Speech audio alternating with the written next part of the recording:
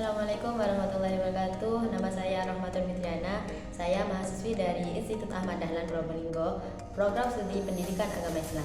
Dan di video kali ini saya akan menjawab beberapa pertanyaan untuk memenuhi tugas akhir dari mata kuliah Ilmu Pendidikan Agama Islam. Dan berikut ini adalah soalnya. Oke, untuk pertanyaan yang pertama tentang kapankah pendidikan itu dimulai dan kapankah pendidikan itu diakhiri. Jadi, jika ditanya kapankah pendidikan itu dimulai, ya pasti pendidikan itu dimulai sejak kita lahir. Seperti contohnya ketika ibu kita mengajari kita untuk menyusu, itu juga termasuk pendidikan. Dan kapankah pendidikan itu diakhiri? Nah, hal ini harus dipahami betul ya teman-teman, bahwasanya tidak ada akhir bagi pendidikan. Meskipun pada dasarnya pendidikan formal hanya terdiri dari SMP, SD, SMA, ataupun kuliah sampai S3, itu bukan akhir dari sebuah pendidikan, karena proses belajar tidak pernah berhenti. Ini berarti bahwa pendidikan itu adalah proses seumur hidup dan mencakup berbagai pengalaman, interaksi, ataupun pengetahuan, keterampilan, dan nilai-nilai seorang sepanjang hidup mereka. Untuk materi yang kedua yaitu tentang definisi media pembelajaran menurut beberapa ahli. Yang pertama, menurut Heinrich, Mollenda, dan Russell tahun 2002, bahwasanya media pendidikan adalah alat atau bahan yang digunakan dalam proses pembelajaran untuk membantu menyampaikan materi ajar dari pengajar kepada peserta didik secara efektif dan efisien. Media ini mencakup segala sesuatu yang dapat digunakan untuk menyampaikan pesan dan merangsang pikiran, perasaan, perhatian, dan minat peserta didik sehingga terjadi proses belajar. Yang kedua, menurut Arif S. Sadiman tahun 2008, bahwasanya media pendidikan adalah salah satu bentuk dan saluran yang dapat digunakan untuk menyampaikan pesan atau informasi dalam proses belajar mengajar guna mencapai tujuan pembelajaran tertentu. Media pendidikan dapat berupa media visual, audio, atau gabungan keduanya yang dirancang untuk meningkatkan efektif pembelajaran.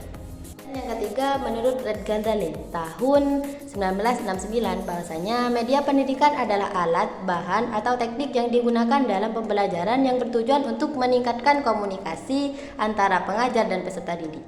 Media ini membantu memperjelas pesan dan informasi yang disampaikan sehingga memudahkan pemahaman dan retensi informasi oleh peserta didik.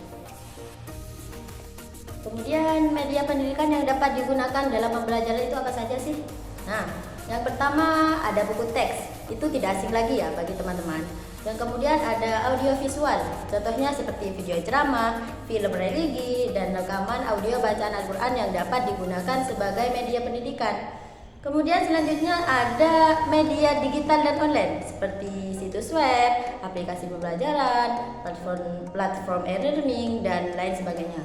Dan bisa juga menggunakan poster dan gambar untuk memperjelas konsep-konsep penting dalam agama Islam, seperti contohnya tata cara sholat, rukun iman, dan rukun Islam, seperti itu. Kemudian pertanyaan yang ketiga yaitu tentang bagaimana hubungan manusia dengan Allah, manusia dengan manusia, dan manusia dengan makhluk. Yang pertama yaitu manusia dengan Allah dengan mengajarkan rukun iman dan rukun Islam. Kemudian mengajarkan tentang syariat, mengajarkan tentang muamalah, ataupun tentang tauhid. Seperti contohnya kita mengajarkan sholat, mengajarkan tata caranya berwudu, sholat, puasa, seperti itu. Yang kedua yaitu hubungan manusia dengan manusia. Seperti apa sih contohnya? Nah, contohnya mengajarkan akhlak yang mulia, bagaimana bersikap jujur, sopan, bisa menghargai orang lain, hormat pada yang lebih tua, bisa menghargai guru, ataupun saling tolong menolong satu sama lain. Itu termasuk hubungan manusia dengan manusia. Kemudian yang ketiga yaitu hubungan manusia dengan alam, dengan mengajarkan pentingnya menjaga lingkungan, seperti menanam pohon, menjaga lingkungan sekolah, dan lain sebagainya. Pertanyaan yang keempat yaitu tentang pengembangan model pendidikan Islam dengan pendekatan sistem. Ini menekankan pada integrasi dan koordinasi sebagai komponen yang saling berkaitan untuk mencapai tujuan pendidikan Islam yang komprehensif. Pendekatan ini berfokus pada tujuan pendidikan yang jelas, komponen-komponen yang berinteraksi, tahapan pengembangan yang terstruktur, kemudian interaksi dan kolaborasi. Cukup sekian dari saya, mohon maaf jika ada kekurangan atau salah kata, karena sesungguhnya manusia itu tidak luput dari segala kesalahan. Dan see you next time. Assalamualaikum.